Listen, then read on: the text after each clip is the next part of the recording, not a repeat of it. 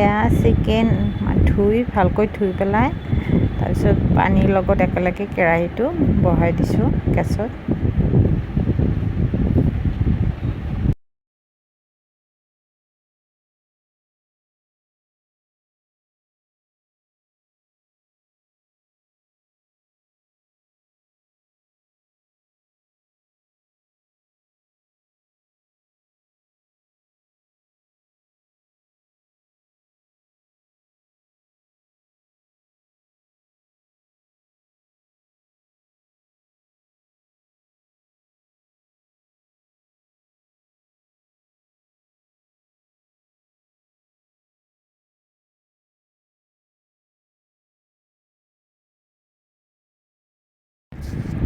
এয়া মই boil chicken বনাইছোঁ।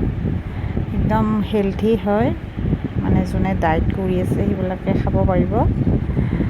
মই চিকেনৰ এনেকৈ মানে লেতেৰাবিলাক পেলাই দিওঁ।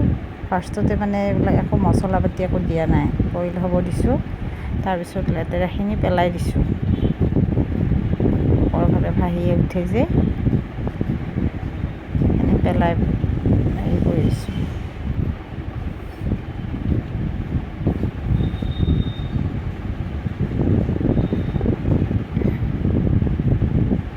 দেখিছেনে কিমান লেতেৰা ওলায়।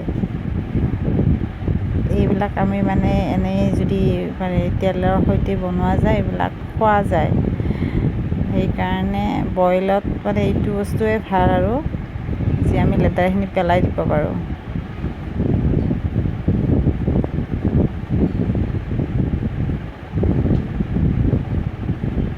এইখিনি বইল হ'ব দি উঠি এতিয়া মই ইয়াত লৈছোঁ পিঁয়াজ, জলকীয়া, বিলাহী, তিয়ঁহ আৰু গাজৰ কাটি লৈছোঁ।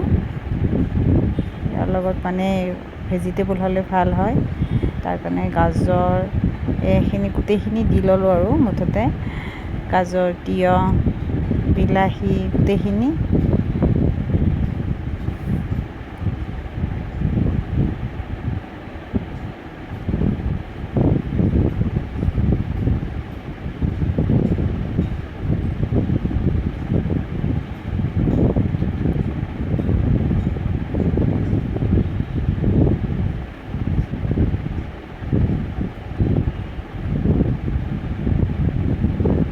মই কিন্তু বিলাহীৰ গুটিবিলাক পেলাই দিওঁ, আপোনালোকে দিয়েনে?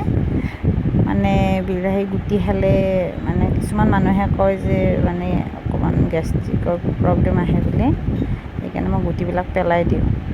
তাৰপিছত মই এয়া দিলোঁ আদা নহৰু, মানে পিহনাত পিহি পেলাই তেনেকৈ দিছোঁ। তাৰপিছত নিমখ দিলোঁ। মানে মই ইয়াত হালধি ব্যৱহাৰ নকৰোঁ, মানে ল'ৰা ছোৱালীকেইটাও খুব ভাল পায়, মানে হোৱাইট হৈ থাকিলে চুপ টাইপ হয় যে খুব ভাল পায়। এতিয়া ঢাকনি এখন লগাই দিলোঁ মই। তাৰপিছত মোৰ এয়া লাষ্টত